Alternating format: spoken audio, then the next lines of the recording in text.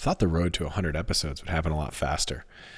Hit a little bit of a sticking point for sure. Contributing to that sticking point here right around the 80s. We're still moving forward. Had a nice day. Start off with a just excellent, maybe my favorite workout I've done in months. But, and it kind of like all of the things came together. We got to run outside, nice little sunrise peeking over the mountains, good combo of movements, felt balanced. It was first time 2,400 meter run. Then you come in the door and you do 5 rounds of 20 push-ups, 20 toes to bar. It was just a nice balanced workout. I got to run outside. It's a really good group. Got to run with the dogs out in nature. I think, I never thought I'd say this, but I think, a good running workout's one of my favorite workouts, especially when the weather's just right. Can't beat it. At least for me. Can't beat it. But that was really nice. Went about the rest of the day. Kind of thinking, I had a handful of topics before we got into the week that I wanted to chat about. One of them was just, I've been thinking about this a lot, and I'm not going to try not to go into this too much today, but just this concept of like, are we being aspirational or only positive or inspirational? I feel like, I've been thinking about a lot, like this idea of, being positive for positivity's sake. How much does it cost us in terms of being constructive if we're only positive? I don't know. I got to think through that one more. And not that, or like, how does optimistic focus into that? Because I feel like sometimes when you're being constructive, I don't want to get into this too much right now, but sometimes when you're being constructive, people say, you just got to be more positive. And I can't stand that, because I think you can be both, you can self-assess and point out things you want to change and be constructive and be positive. And actually more so, I think, than the attitude is that I think that behavior, the outcome is actually positive, which is, for me, I feel like what is most important. Like, it's okay to say that you sucked at something. It really is. And that you want to get better at it. And you're going to do some things to get better at it. Rather than just sugarcoating something that is fucking shitty and you just didn't do well. And you're just like, well, it was really great. And, this was awesome. I don't know. It just doesn't vibe with me. Something I want to talk about. I gotta flesh that one out a little bit more before we get into it. And then a couple other ideas. Something that was on the top of my mind, though. I was talking to a buddy recently, and we were just kind of catching up, just various life things. Things going well for him in his career, listening to how he wants to expand his life. He's asking me about what I want to do. Do I stay in my current role, or the things I want to do beyond it? And I think I've always felt this way. So the short answer is yes. And I've kind of been in this stage of like, well, it makes sense for me to not change much right now because overall things are going really good. And I'm sort of in this phase, I feel like, where I'm like always looking, I'm looking for the thing or things to line up. I'm looking elsewhere. And it was really interesting as I was explaining this to him and hearing myself talk out loud, which I was surprised because I've talked about this a lot with a handful of people as far as things I'd like to continue to do and where I'd like to grow and things that I've been interested in, like to do next. But, I do have this ability to work from home, and you can work a lot at any job when you work from home. You can work very little.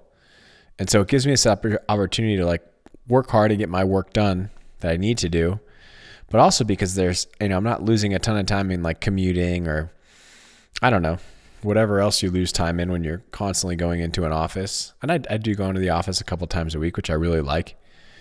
But, I have another buddy, he works in construction, and it's just like, his work time during the day is both physically, mentally tiring, but it also like requires him to be in a space, which there's a cost and a benefit to that.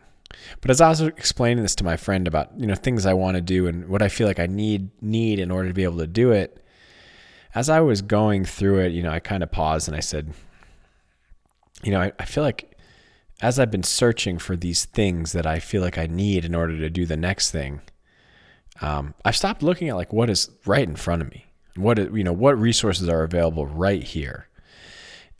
That is to say, like, all right, if I changed nothing about what's going on and just said, hey, here is this thing I want to do, and I'm not going to change anything else about my current job or current schedule or routine, what could I do to get that done? Basically, what I was doing was like looking so much externally and far out on the horizon as I was missing what was right in front of me. And I was trying to look up, what is there like a psychological phenomenon for this? And I haven't quite targeted yet, but I did come across this concept, which I thought was really neat, called inattentional blindness or perceptual blindness, which is basically, this is the Wikipedia summary, but occurs when an individual fails to perceive an unexpected stimulus in plain sight, purely as a result of a lack of attention rather than any vision defects or deficits. So, for example, I think the example they use, like you're watching like a basketball game's really excited, you're focused on it, and then right in the middle of the court, like somebody in a gorilla suit walks by, or like that kind of thing. Because you're so focused on like the excitement of the play and the game, you miss this thing that stands out. And it's not quite what I'm talking about, but I thought it was interesting nonetheless. I guess more of what I was talking about was, a while ago I had discussed this idea of, how much do you have in your life, and do you have enough in your life, or how much do you need to actually thrive? First, because it's so easy to fall into this trap of like, oh, I need this one extra thing. And if I had this one extra time, or if I didn't have this job and I could just focus on this thing, or if I just gave myself 3 hours a day to do this, I'd be able to do this. And you get so focused on those things that don't exist. And I was not really looking at like what is available to me right now. And I just thought that was kind of funny because I've been thinking about this so long and talking about it so long. And, it's like I have a pretty luxurious life in terms of time. Like I said, I think working from home is a pretty silly opportunity. I'm not spending time commuting, so I have this extra time in the morning. I have this time in the evening to do stuff. My lunch break I have lots of things available to me because I'm at home. And even when I go into the office, especially the way it's set up, it's like I said, and one of the things I was saying to my buddy was like, I just need a little bit more like energy and resources. And I was like, well, I do a lot. I feel like I have a pretty physical day, but it's not like, I'm not at a construction site all day. I'm at a computer, maybe do a little stretch. I don't do the treadmills at the desk, not my style. Hats off to those who do. But, here I am thinking like, well, only if I had this time or energy. And it's like, come on, man, you work at a computer all day. Like, what do you mean you need energy? And I was so focused on everything else, I stopped thinking about what was immediately in front of me, what resources I have, like immediately at my fingertips to do all the things that I want to do next, or at least start to investigate them. So I thought that was just an interesting lesson. And, the takeaway was, if you've been searching for something for a long time or wanting for something, and you've been looking everywhere else and can't find it or not quite sure how to get there, just stop and see if it's close or right in front of you. What is it? Ask yourself the question of, what are the things that I could do right now today? What are the things available to me in this exact moment that would help me step toward that goal or that next thing? I thought that was really interesting. Like what is here right now that I'm not paying attention to? Because you do get so lost looking everywhere else for stuff. So I thought that was a little interesting where my head has been the last couple days. Well, more than the last couple days. But, yeah. And it was, a little example of that was, it's how I miss travel so much. And I've sort of had this idea about how I'd like to travel again and, visit affiliates and coaches and people in affiliates and just kind of document what does like fitness look like in different communities and cultures and countries. And it's really less about like, what is the exact programming you follow and how often do you do coaches development? It's not really about that. It's just more about how did you bring fitness to life? How is fitness ingrained in this community or this culture, this country? And I've been thinking about that for a long time. Anyway, so we had a drop-in at the gym the other day, a fellow from Turkey, and I miss this. And that's one of the best parts of travel is meeting people. And so obviously he took class, we chatted a little bit. He was having trouble getting in an Uber. So we kept chatting. And then I was like, hey man, you want to, we'll go up the road. Sometimes it's a pain in the butt to get Uber where our affiliate is. And I was like, we'll go grab coffee. If you have time, let's chat. And we'll get an Uber in the center of town. And he's like, yeah, sure. Whatever. We had a great hang and, super interesting guy. He's a chef on an airline, which was amazing.